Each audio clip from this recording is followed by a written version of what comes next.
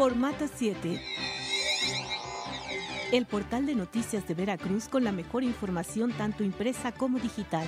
Estado, municipios, política, reportajes y la colaboración de los mejores columnistas del Estado. Formato 7, siempre a la vanguardia de la información.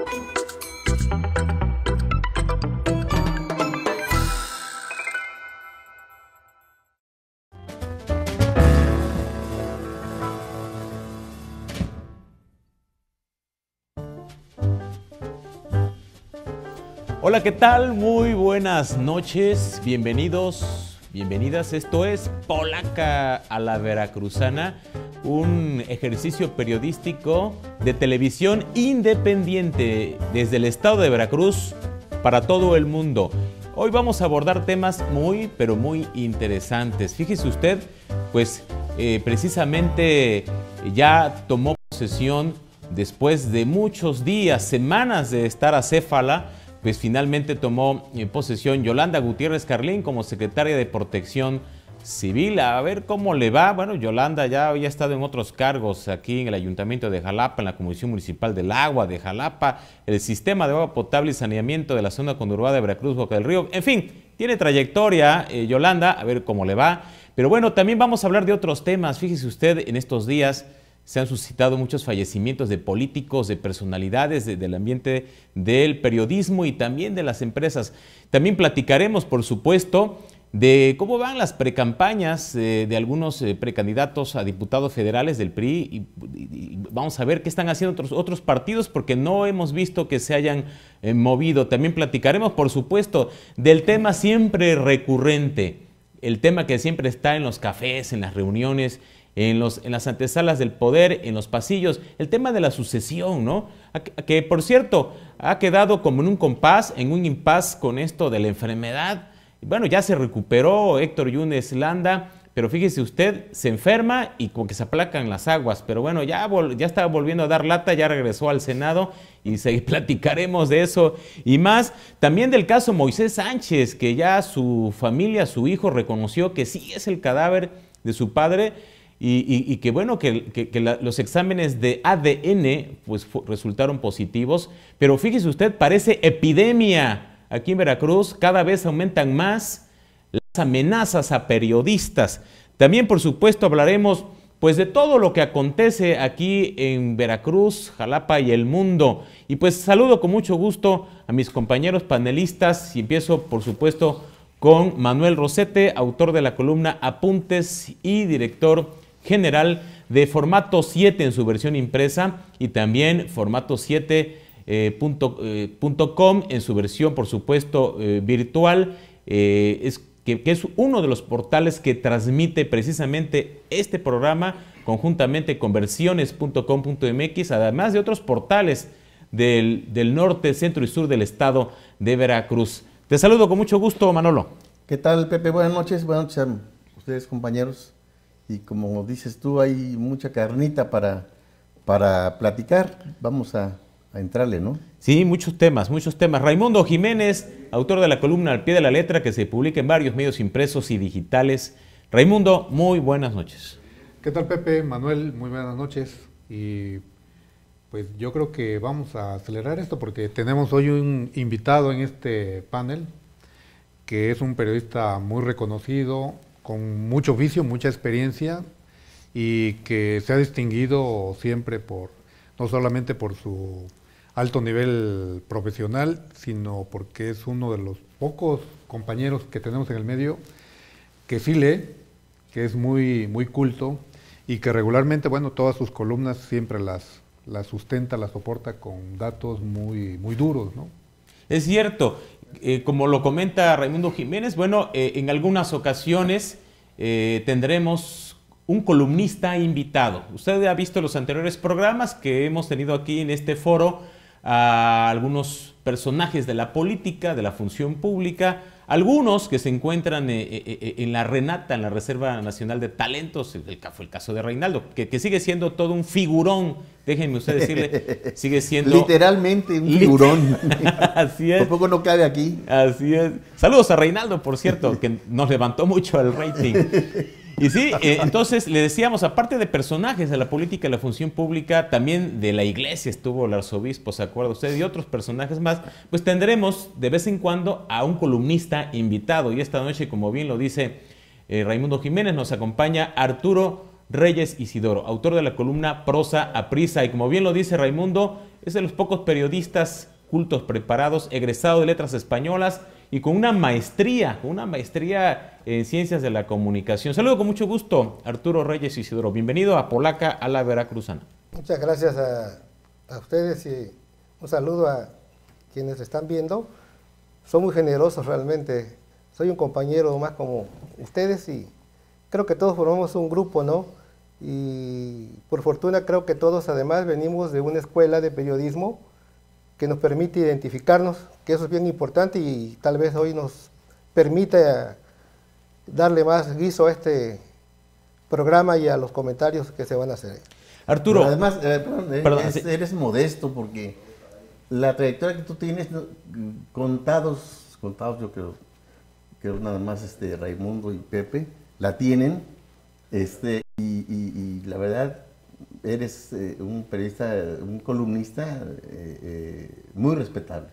Y tú también, mi estimado Mándolo. No hay que excluirte. A ver, entramos en materia. ¿Cómo ves? Y después vamos con los compañeros. ¿Cómo viste esta designación de Yolanda Gutiérrez Carlín, la Secretaría de Protección Civil? ¿Atinada o no atinada la decisión? ¿Le ver bien o le ver mal? Bueno, no tenemos una bola de cristal, ¿no? Pero ¿cómo ves el asunto? Bueno, más que atinada o no, realmente fue sorpresiva. Porque la dieron a conocer de un día por otro. Es decir, ella primero se decía que ella aspiraba a ser candidata a diputada federal por el distrito de Boca del Río, y luego entonces se supone que estaba dedicado a eso. Y estuvo mucho tiempo, bueno, relativamente mucho tiempo acéfala la secretaría, dado que ya estaba previsto que ella no iba a ser. Es decir, yo no me explico por qué no la nombraron entonces desde antes, por qué ahora, o qué se esperó. Creo que esa es una buena interrogante, preguntar por qué se esperaron tanto para nombrarla, o por qué se decidieron por ella finalmente, o si tenían pensado en otra persona. Realmente para mí es sorpresivo, Te barajearon muchos nombres, ¿no? Entre ellos el del exsecretario de Salud, Juan Antonio Nemi. Así es. Que tengo entendido que recibió la invitación, pero declinó. Se empezó a manejar también el nombre de otro aspirante a candidato a diputado federal, el diputado local por Perote, Juan Manuel Velázquez Yunes. Pero creo que ahí incidió el problema político familiar, ¿no? Últimamente se hablaba del Tato Vega, que finalmente lo hicieron subsecretario de Cedesol. Y a mí me llama la atención que antes de lo de Yolanda, que está muy identificada con el senador Héctor Yunes, que incluso ella prácticamente viene jugando con Héctor Yunes en el proyecto de Héctor Yunes desde la sucesión del 2010, que finalmente cuando se dan cuenta que bueno, la línea de Palacio, la línea de Fidel, era hacia Javier Duarte, creo que ahí dieron un pequeño giro. Algunos que en ese entonces estaban muy comprometidos con Héctor Yunes, pero lo que yo sabía es de que últimamente ella estaba muy pegada con Héctor, y a mí me llama la atención que bueno, hace 23 días me parece, en la comida regional de Alianza Generacional en el puerto de Veracruz, ahí el senador Yunes Landa desmintió que Jorge Moreno Salinas, una gente también muy allegada a él, no iba a aceptar el cargo que por ese entonces se rumoraba que se lo habían propuesto y que casi se daba un hecho de que él iba. Sin embargo, bueno, veintitantos días después vemos que otra persona muy identificada con él finalmente asume ese mismo cargo, lo que obviamente pues despierta todo tipo de especulaciones, ¿no? Yolanda lo habrá consultado con Héctor Yunes, se fue por la libre, ya habrá algún acuerdo, algún acercamiento entre el gobernador Javier Duarte y Héctor Yunes, o qué es lo que habrá pasado, ¿no? Se presta muchas suspicacias. Pues sí, ya lo dijeron todos ustedes, en realidad, pero bueno, yo creo que la autoridad del gobernador es importante, ¿no? Ante la sugerencia de un gobernador a un político para que asuma algún cargo o vaya a alguna aventura electoral, pues, deben responder de inmediato, ¿no?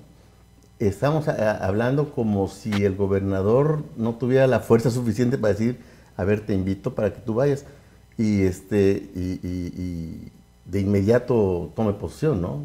Yo recuerdo de gobiernos anteriores, todos han sido gobernadores con mucha autoridad.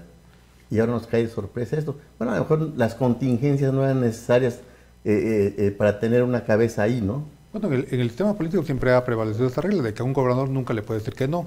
Pero tengo entendido, y tú lo has descrito, Arturo, de que ha habido casos en que algunos personajes a los que se les ha propuesto formar parte del gabinete, pues de una o de otra manera, pero le han dicho que no.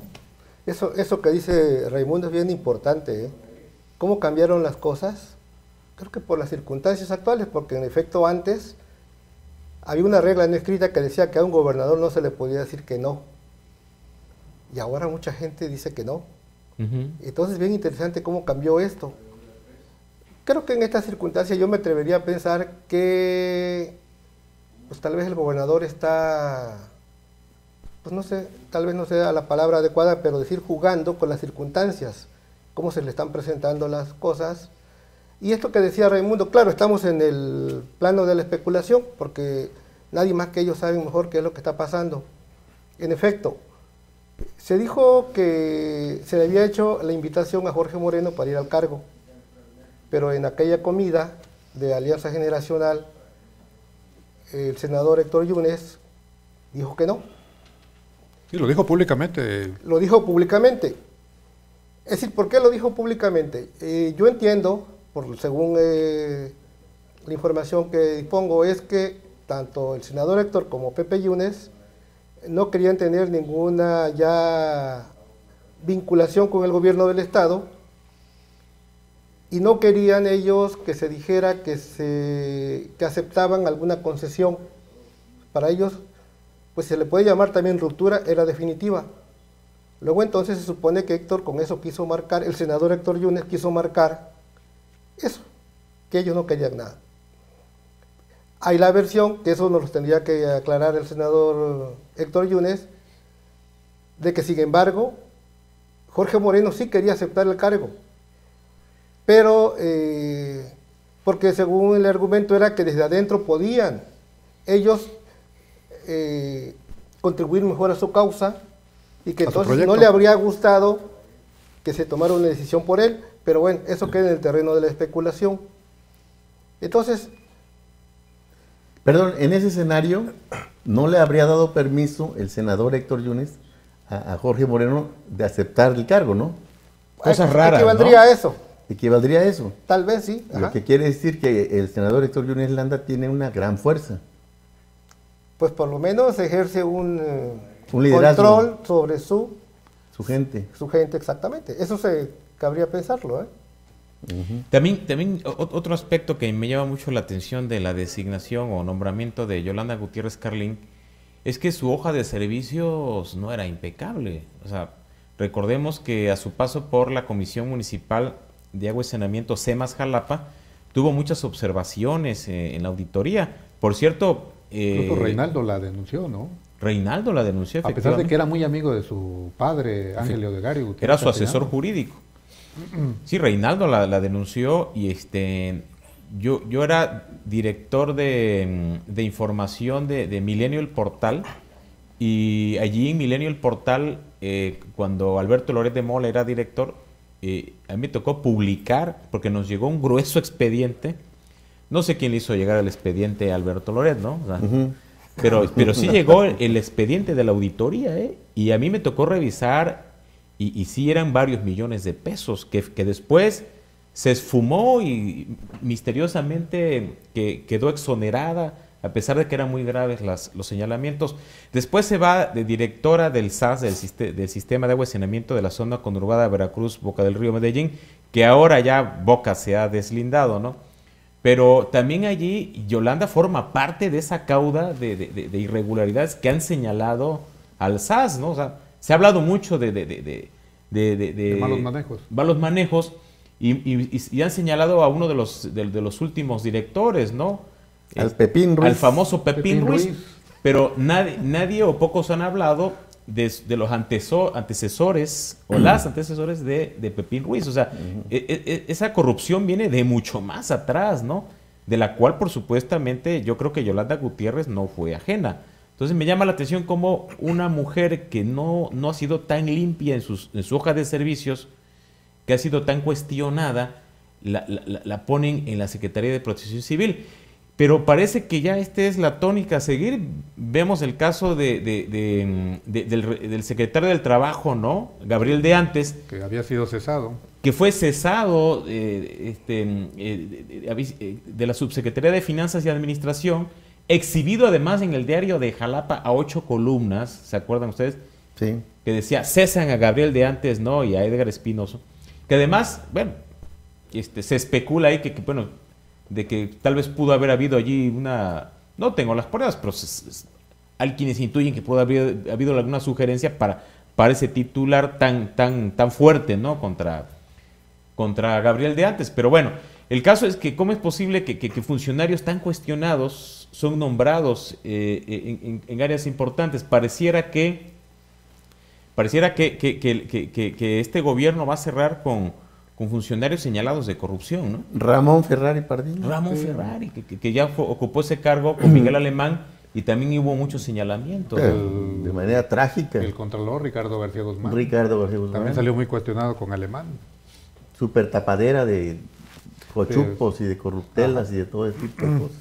Y hay más casos, ¿no? Y podemos mencionar a muchos más que a mí me preocupa mucho porque este gobierno en su recta final pudiera salir muy cuestionado por el tema de la no transparencia, ¿no? Sí. Podría, y yo creo que sería un mal cierre de este sexenio. No sé cómo lo ves, Arturo. Pues realmente uno no se explica por qué lo que ustedes apuntan, ¿no? ¿Por qué lo apuntamos? ¿Cuáles son las causas, ¿no? Para ello?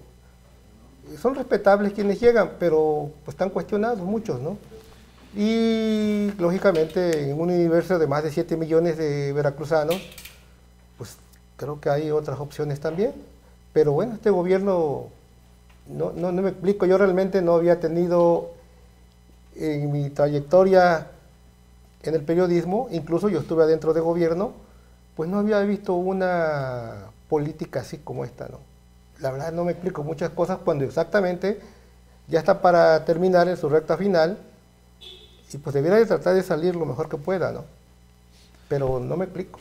Y sobre todo cuando en la agenda política nacional uno de los temas que está ahorita en el centro de la atención de la sociedad en general es el del combate a la corrupción. Claro. Uno de los temas o uno de los talones de Aquiles de la administración del presidente Enrique Peña Nieto ha sido precisamente los cuestionamientos que se han hecho, ¿no?, a presuntas prácticas de corrupción de colaboradores muy cercanos y de familiares muy allegados a él, entre ellos pues, su esposa, ¿no? Sí, miren, eso, lo que dice Raimundo, lamentablemente no es una cosa privativa del gobierno del Estado, es en general. El propio presidente está hasta abajo en las encuestas y ellos, no me explico por qué en el gobierno actúan de esa forma, en el gobierno federal. Bueno, cuando piensan, no se dan cuenta que ya la sociedad cambió, que la realidad cambió, que México es otro, y piensan que engañan, que nos engañan, ¿no? Está el caso del que nombraron auditor superior ahora, ¿no? El secretario de la Función Pública. De la Función Pública, perdón. es un amigo de ellos, es un cómplice. ¿Cómo lo debe investigar? Nadie lo cree. Y todo el mundo exactamente sabe para qué lo nombraron, ¿no? Y ya está prácticamente visto la conclusión de la supuesta investigación, entre comillas, que va a hacer. Ya todo el mundo sabe cuál va a ser el resultado, ¿no? A mí bueno, ya a lo mejor me adelanto un poquito el tema, pero a mí me llama la atención y la verdad es que yo estoy interesado por ver cuál va a ser la reacción de los ciudadanos ahora en las próximas elecciones, porque ya la sociedad es otra, ya cambió, ya está cansada.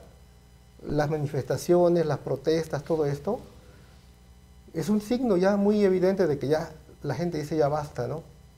Pero el gobierno, los gobiernos priistas y los panistas y los perredistas, es lo mismo donde quiera, ¿no? Siguen actuando igual. Entonces vamos a ver cómo reacciona o el rechazo que se dé el próximo 7 de junio. Yo tengo interés en ver si en efecto nosotros también, nosotros contamos, nosotros decidimos, nosotros somos gobierno, porque nosotros votamos por ellos, los llevamos al poder. Y entonces ahí está la oportunidad. Sí, el problema, Arturo, es que históricamente el país ha cambiado, ojalá, para bien, ¿no? Y no se registre un abstencionismo alto que beneficie al partido en el poder, que tiene un voto duro importante, suficiente para ganar una elección, aunque el porcentaje de votantes sea mínimo, ¿no? Más los partidos políticos que se han creado, que van a atomizar el voto, van a jalar a los votantes que están inconformes en contra del PRI, pues ahí se va a diluir todo, ¿no? Y sin embargo, en Jalapa tuvimos un fenómeno muy... A mí me llamó mucho la atención hace 3 años, porque ese fue el signo evidente de que la sociedad ya estaba cansada, o fue una forma de protestar. Porque acuérdense que ustedes hablaban de Reinaldo. Reinaldo perdió estrepitosamente, le ganó un diputado, un candidato que pues no figuraba aparentemente. Y no hizo campaña. Exactamente, Uriel. Pero lo más curioso es que vino una persona de Poza Rica a jugar por acá que nadie conocía y quedó en segundo lugar. O sea, ahí también se demostró que el ciudadano quiere, vota, y puede derrotar al más pintado candidato. En este caso podría ser del PRI, pero que no tenga buena imagen, ¿no? Una forma de protestar. Entonces, es interesante a ver qué va a pasar. Sí, lo que tenemos que hacer nosotros como acto de responsabilidad es convocar a la gente que vaya a votar, ¿no? Claro, nosotros, quienes hacemos opinión, tenemos también que contribuir a esto, ¿no? Y con nuestros análisis que hacemos, ¿no? Diciéndole a la gente qué opciones y el comportamiento o la imagen de cada candidato. Claro. Yo coincido mucho con Manuel Rosete. Me da la impresión de que los ciudadanos, en lugar de manifestar su inconformidad votando en contra, por ejemplo, del partido en el poder, opta por o no votar, o sea, el abstencionismo, o anular el voto. Y lo decía Manuel atinadamente, o sea, el riesgo es ese, que haya un gran abstencionismo y que eso vaya a favorecer, en este caso al PRI, ¿no? A la alianza PRI Verde Ecologista. Y por otro lado, también me preocupa mucho el hecho de que todavía sigue este voto del hambre, ¿no? Este voto que lucra con la necesidad de la gente, pobreza. La pobreza, todavía sigue funcionando lamentablemente en muchas zonas, en muchos distritos del estado de Veracruz, y es el que le apuestan lamentablemente estos gobiernos, ¿no? O sea, es de la compra de voto, ¿no? La inducción del voto. Y lo vamos a ver de manera muy intensa en algunos distritos, en donde los aspirantes a las diputaciones federales, algunos aspiran también a la gubernatura de 2 años, ¿no? Imagínense a Cayucan con Eric Lagos, ¿no? Tuxpan con Alberto Silva, ¿no? Adolfo Mota, que también se ha apuntado allí en el distrito rural de Jalapa. Y vamos, hasta Elizabeth Morales también anda deslizando ahí, que después de la Diputación Federal va a aspirar a la gubernatura de 2 años y hasta la senaduría, lo cual, entre paréntesis, le va a afectar mucho porque sus enemigos políticos y los aspirantes a esos cargos, la gubernatura y a la senaduría, van a operar en contra para... La van a combatir con todo. De por sí no tiene buena imagen y con esto, o sea, le van a dar hasta por debajo de la lengua, dicho con todo respeto. Pero imagínense, volviendo al planteamiento anterior, imagínense... Y ya se murió don Mario. Ya se murió don Mario. Sí, Era uno de sus padrinos, Mario Mario Vázquez Raña era uno de sus padrinos. Pero le queda Jackson, ¿no? Enrique Jackson. Y le queda Beatriz Paredes. Ah, sí, la Beto, sí. La Beto. Hay afinidades, ¿no? Sí. Hay afinidades. Bueno, decía esto, ¿no? Que siempre se da el voto duro, siempre se da el voto del hambre, explotando la pobreza, la necesidad de la gente.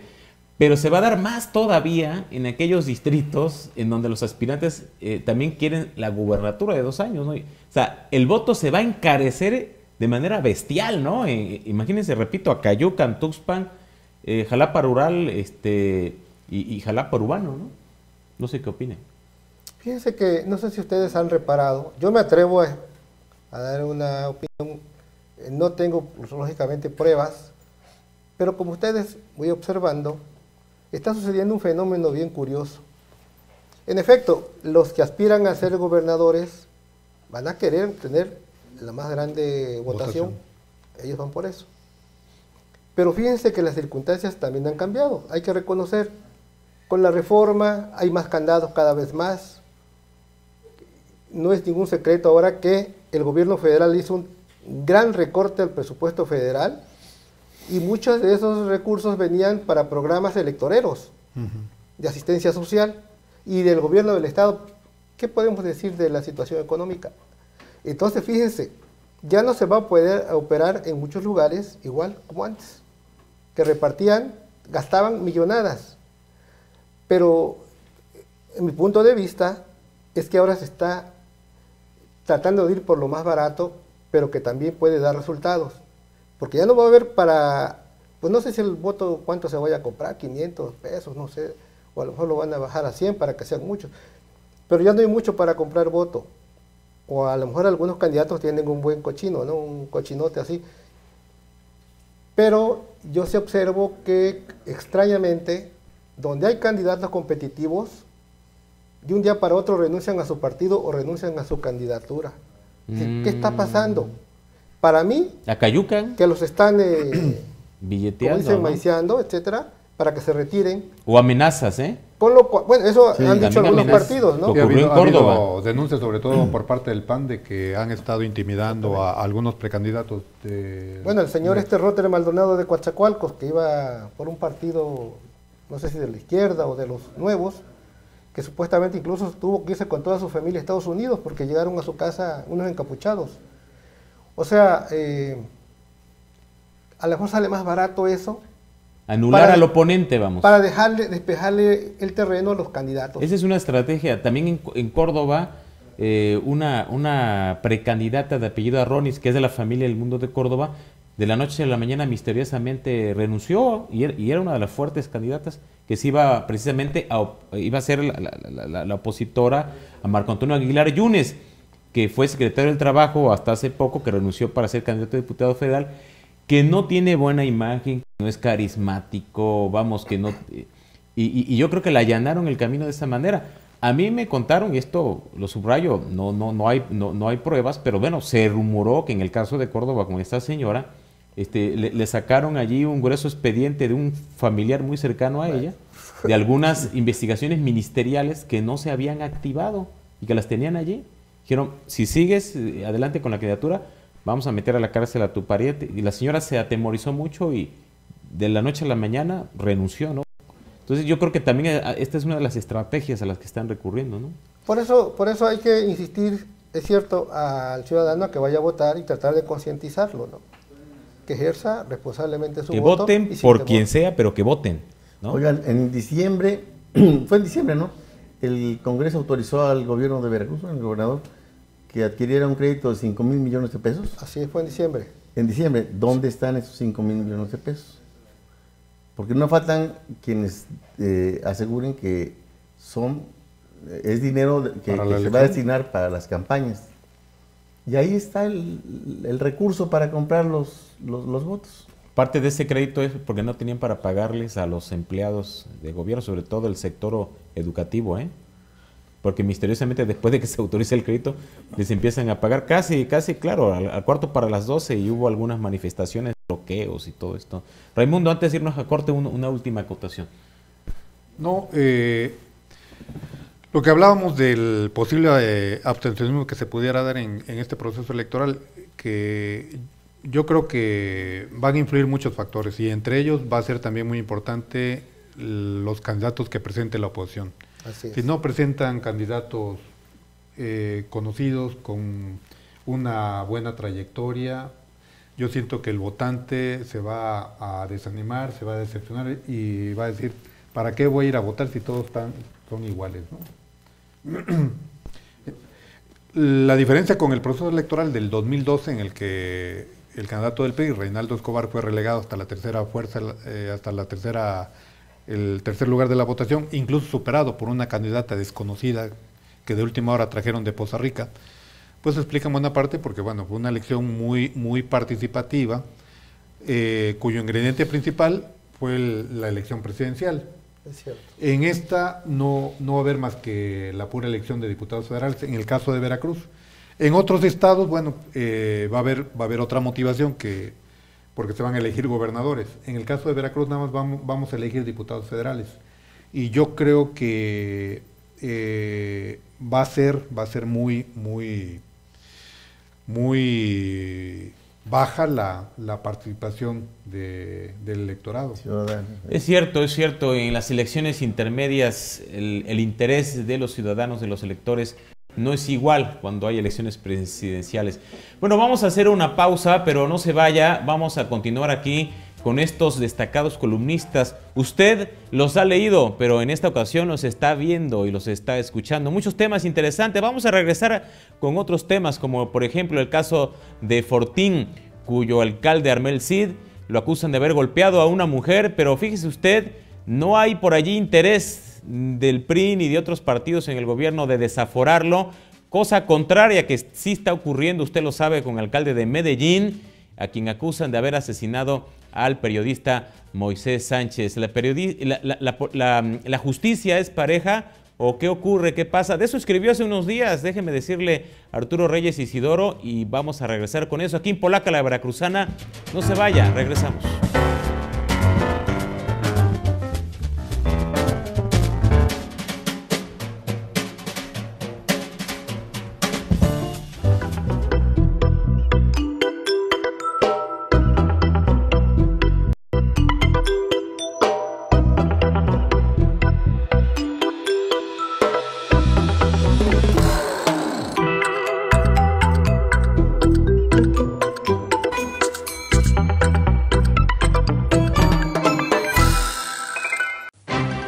Formato 7.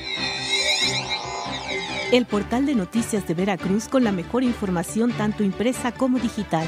Estado, municipios, política, reportajes y la colaboración de los mejores columnistas del estado. Formato 7. Siempre a la vanguardia de la información.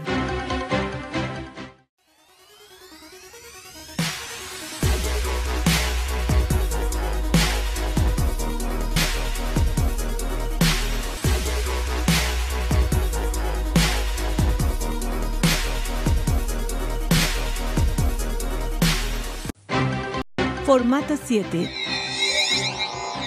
El portal de noticias de Veracruz con la mejor información tanto impresa como digital. Estado, municipios, política, reportajes y la colaboración de los mejores columnistas del estado. Formato 7. Siempre a la vanguardia de la información.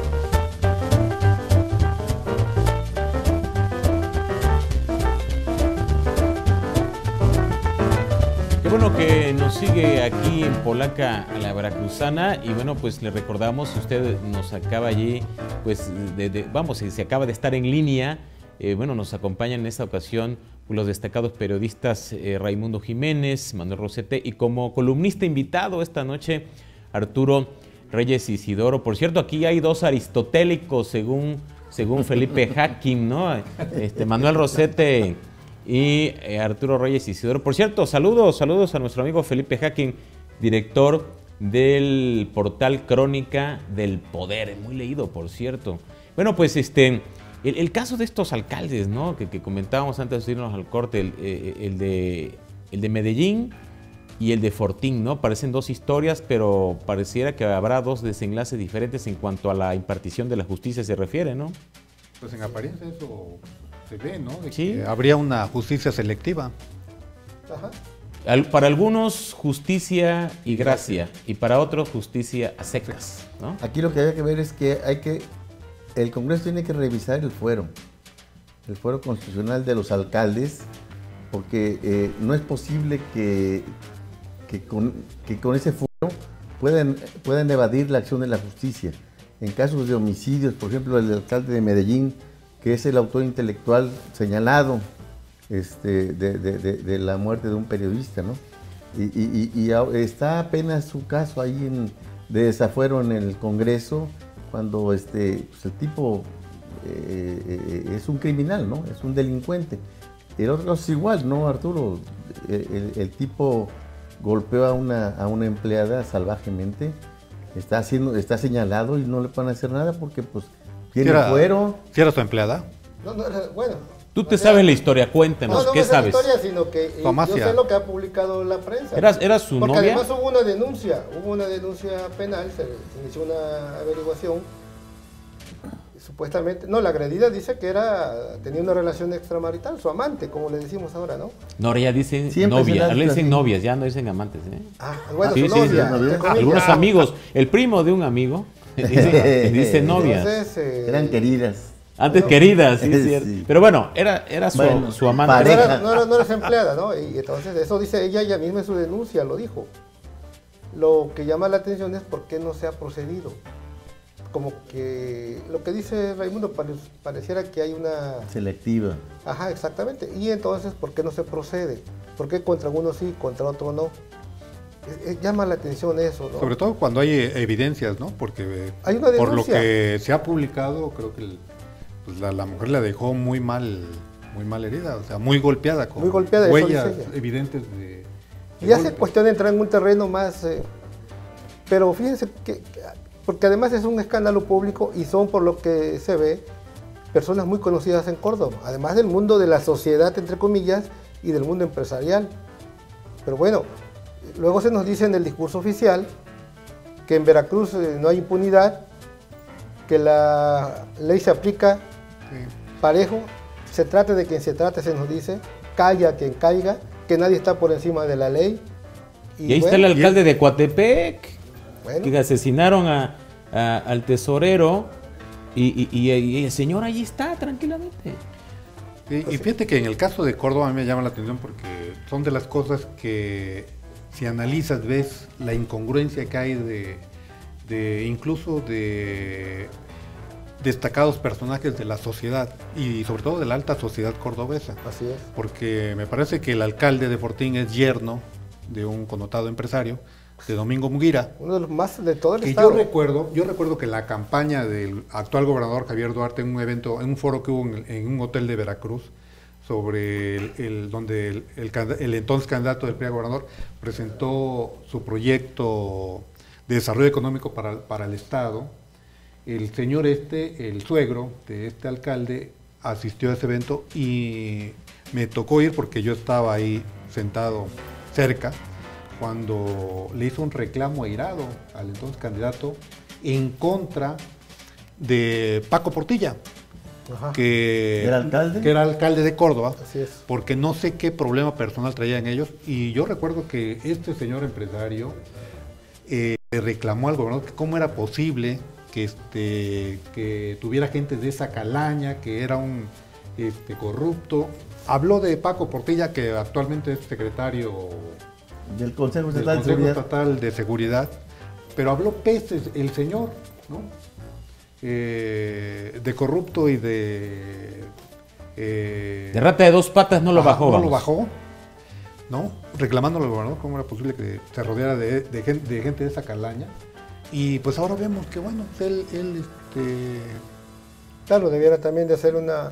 Qué curioso porque, bueno, es cuestión de meterse en la vida personal, no debiera uno familiar, pero se supone que una hija suya es la afectada, ¿no? Entonces, la ofendida. la ofendida. Claro. Y bueno, Bueno, y ahora veo que tú publicas que el alcalde anda muy orondo de vacaciones en las Bahamas. Sí, según una fuente allí enterada, dicen que anda precisamente con Domingo Muguía, el alcalde, y con su esposa.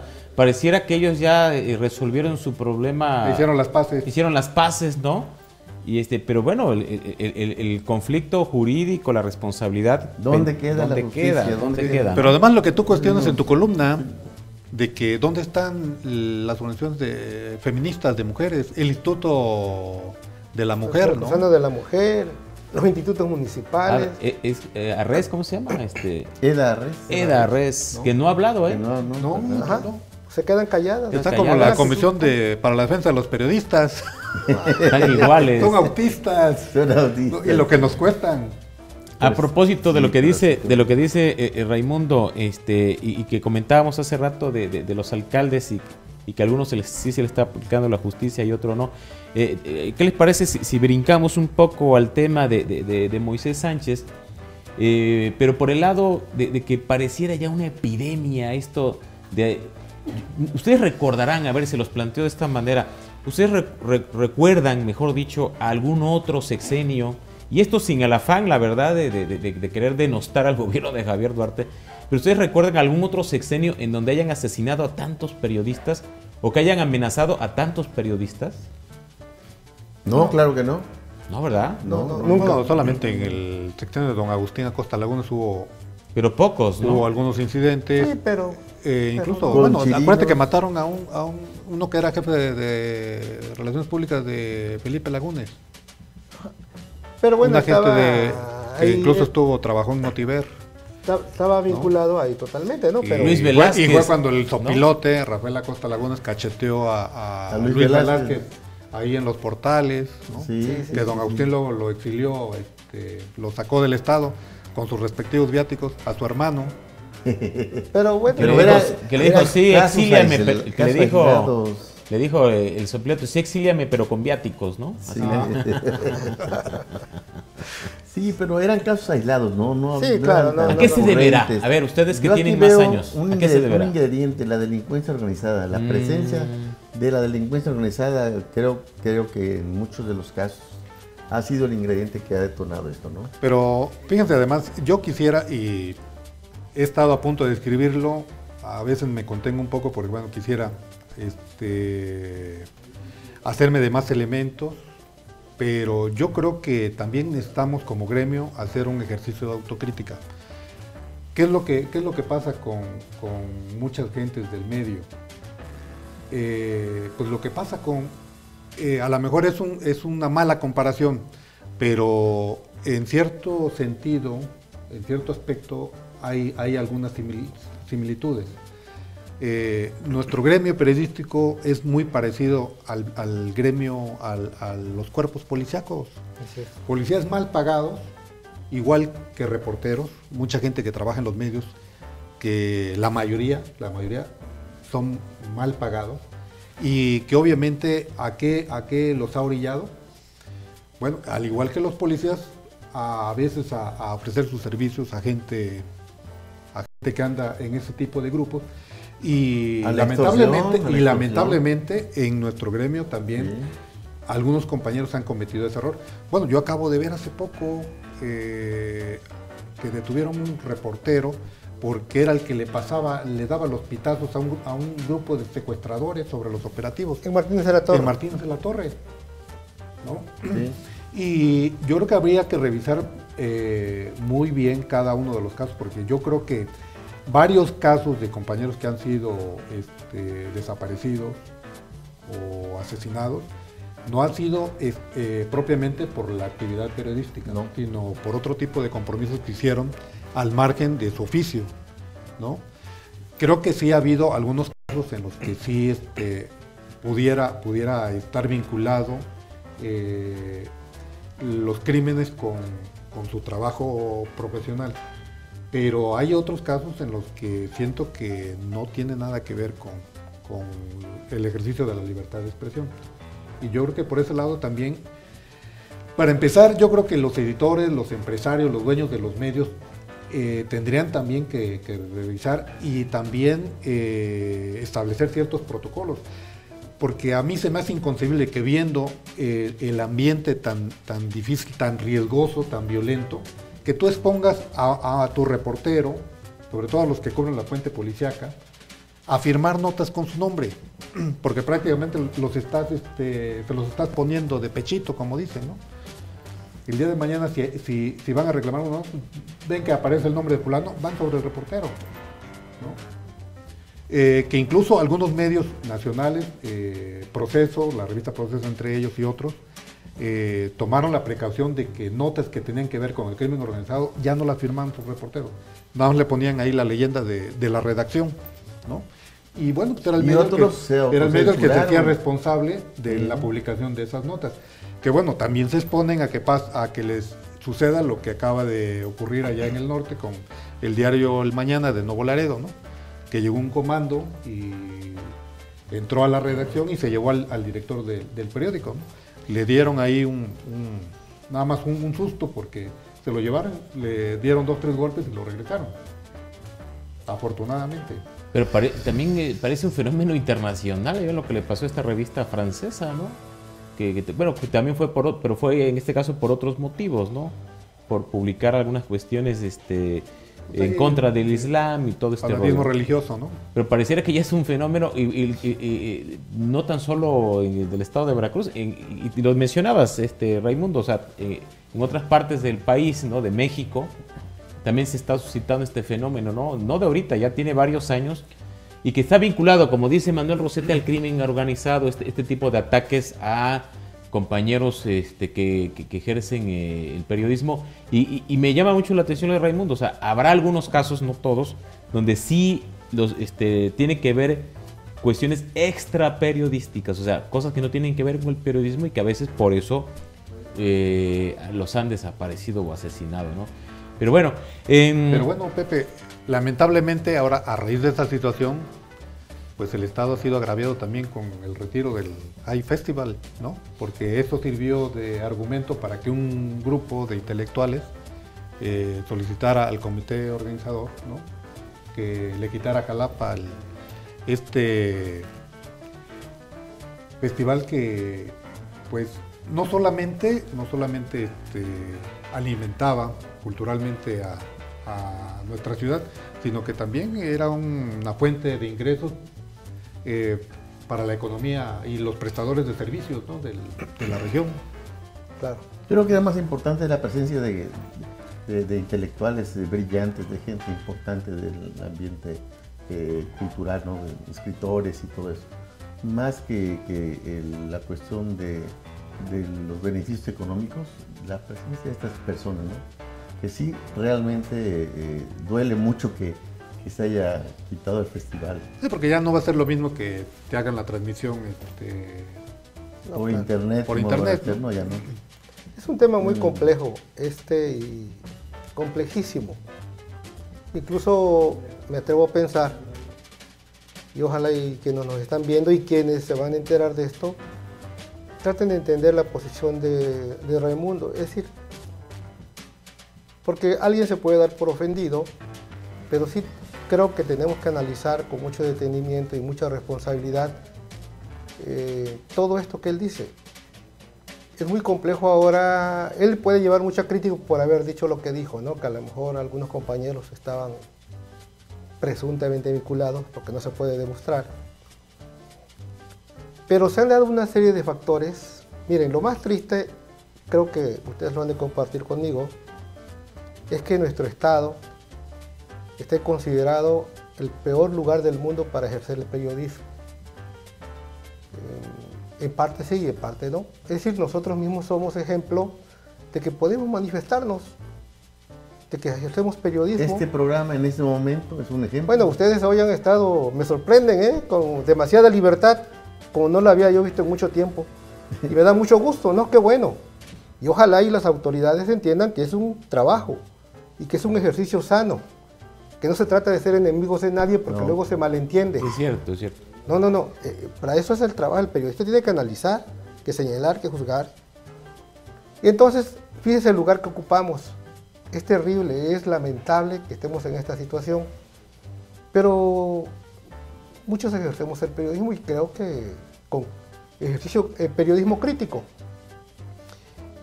Creo que se han dado una serie de factores en la que, pues sí, es cierto, en el gobierno del Estado también han sido responsables o corresponsables. Miren, yo voy a decir algo y sé que me voy a ganar un montón de críticas. Y yo creo que he ejercido crítica en contra de la administración estatal, incluso a veces he hecho crítica contra el propio gobernador. Me pregunto qué tan malo es él o qué tan responsable es porque lo culpan. Terrible, ¿no? Incluso en esta carta dicen que él es el responsable de la muerte de los compañeros. Y la de G-Festival, ¿no? Exactamente, así directamente lo. Entonces creo que él, su responsabilidad es que como gobernador, como jefe de una administración, pues sí, tiene que dar las garantías para que nosotros y todos los veracruzanos trabajemos en paz y con seguridad. Y lógicamente no se han dado. Y la prueba es que han sufrido la muerte de muchos compañeros, otros han sido violentados y otros están desaparecidos y algunos se fueron del Estado. Miren, yo no tengo en lo personal, y se lo digo aquí al público, no han ido ningún sentimiento de nada, de resentimiento, de odio, de rencor, de nada. He sufrido, es cierto, he sufrido algunas consecuencias por ejercer la crítica.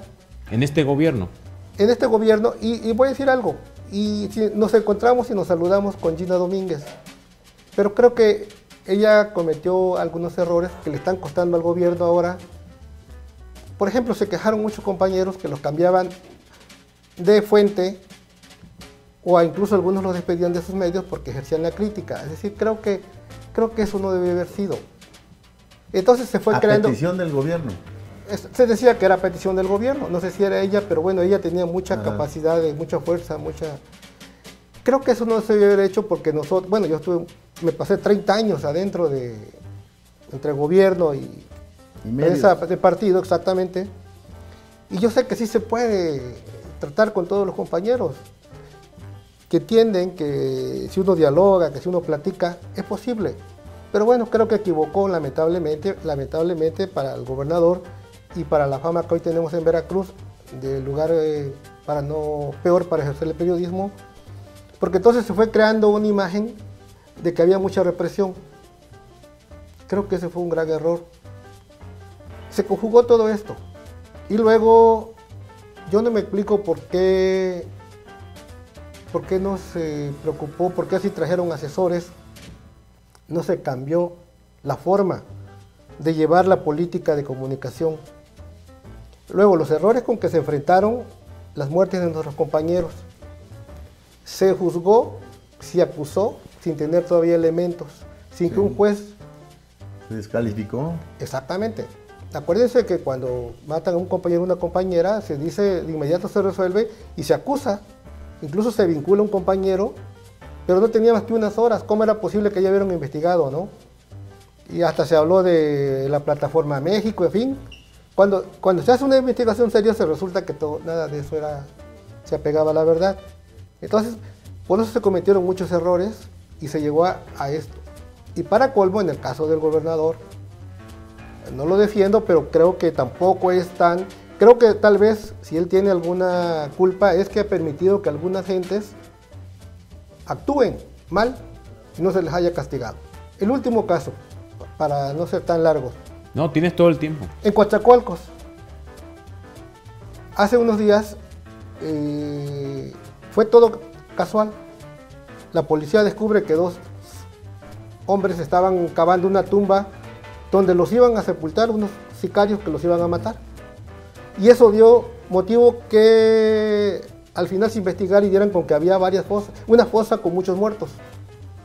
Bueno, Iban 18 ya. Y lógicamente 18 muertos. Y eso, la versión oficial o extraoficial, bueno. ¿Y qué pasa? Que van compañeros de nosotros a cubrirlos, nosotros hicimos trabajo de reporteo, van como van los reporteros en el afán de decirle a la sociedad, mira, esto está pasando, o esto pasó, o te cumpliendo platico con esto. su obligación de Porque es un informar, trabajo, claro, es su obligación.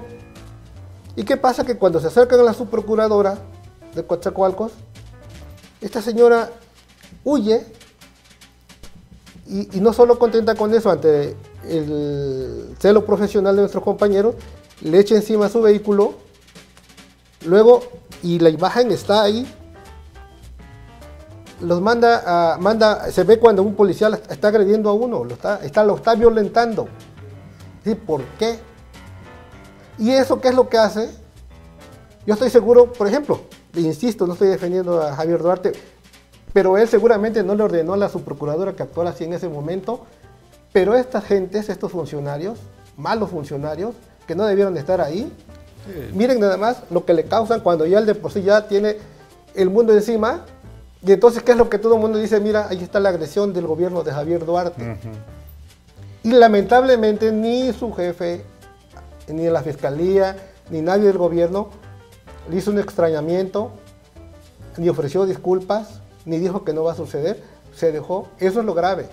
Sí, que se permite. Y entonces, si ella lo hizo, lo van a hacer todos. Es para que cesaras esos funcionarios. Acuérdate Claro, lo que claro. pasó en la administración de don Fernando Gutiérrez Barrios, Así el es. incidente que hubo en el penal de Perote, Así es. que iba a haber un movimiento ahí de reos, Sí.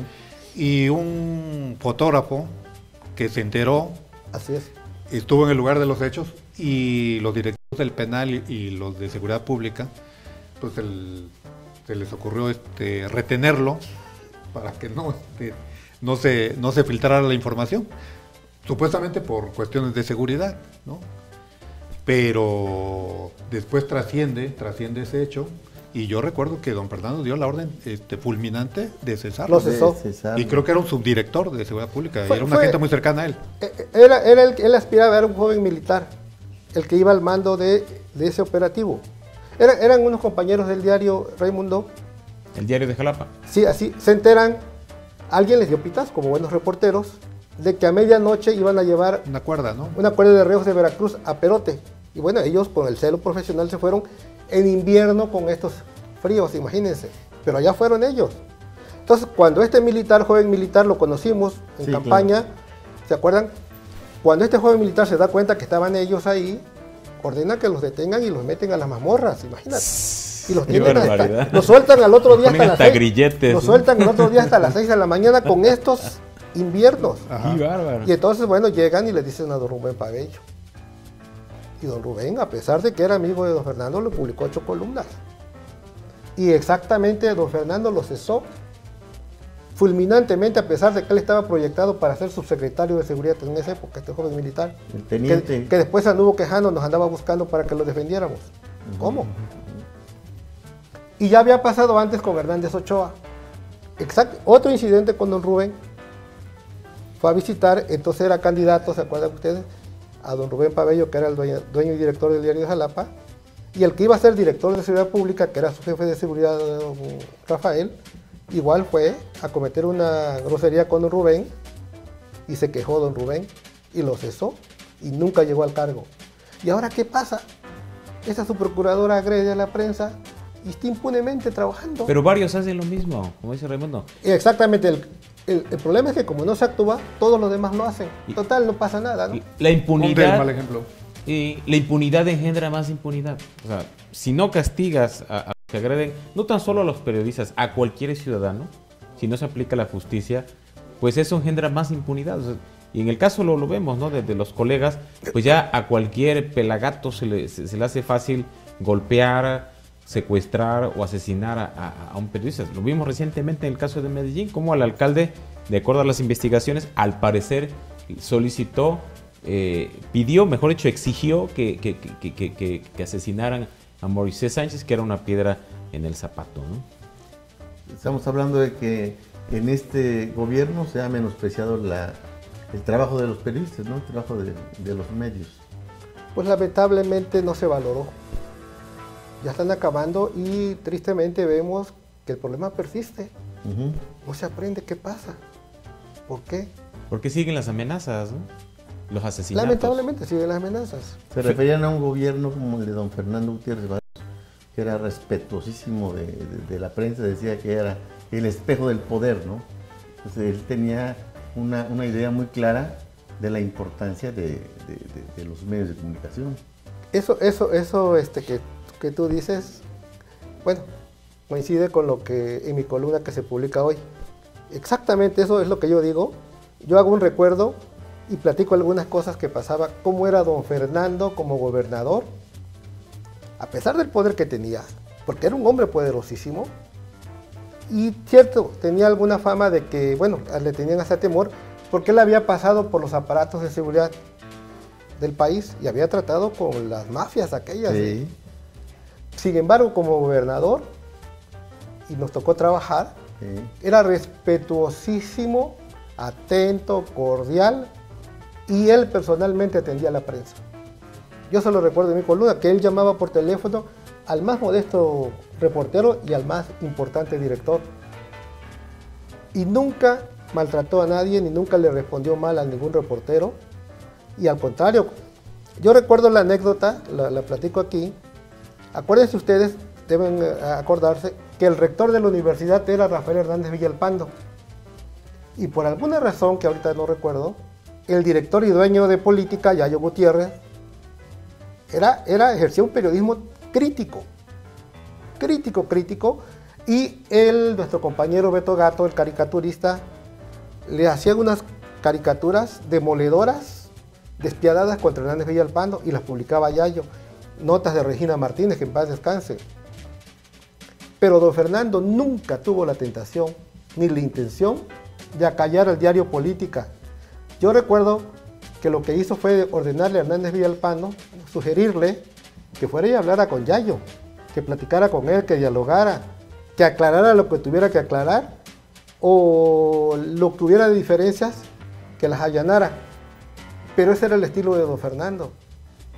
Entonces era bien, y un hombre que sabía tanto, poderoso, que podía habernos mandado a reprimir o mandar desaparecido a los compañeros, nunca jamás nos tocó.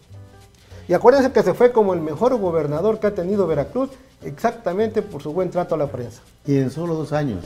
Y en solo 2 años. Y le seguimos diciendo don Fernando. Y hasta la fecha, exacto. Muy bien. Pues ya se nos ha acabado el tiempo. ¿Alguna última acotación, Raimundo? No. Muy bien. Bueno, pues yo les agradezco mucho su atención en su programa Polaca a la Veracruzana. Aquí se han dicho cosas realmente interesantes, importantes, y que algunos tal vez las consideren fuertes, pero recuerde que esta es una televisión independiente y bueno, pues hay total libertad para decir muchas cosas, por supuesto también con mucha responsabilidad. Yo le agradezco mucho a mis compañeros destacados columnistas. Manuel Rosete, gracias por haber estado con nosotros. Gracias a ustedes, gracias a ustedes. Raimundo Jiménez. Arturo, gracias. Bueno, gracias por invitarme. El columnista e invitado de esta noche, Arturo Reyes. El aristotélico Arturo Reyes. Muchas gracias, Arturo. Yo no tengo las tablas de ustedes aquí ante las cámaras, entonces... No, te desenvolviste bastante bien, ¿eh? Parece como si tuvieras ya mucha experiencia. Les agradezco mucho a usted que nos haya acompañado a lo largo de este tiempo. Nos vemos el próximo martes aquí en Polaca a la Veracruzana. Buenas noches.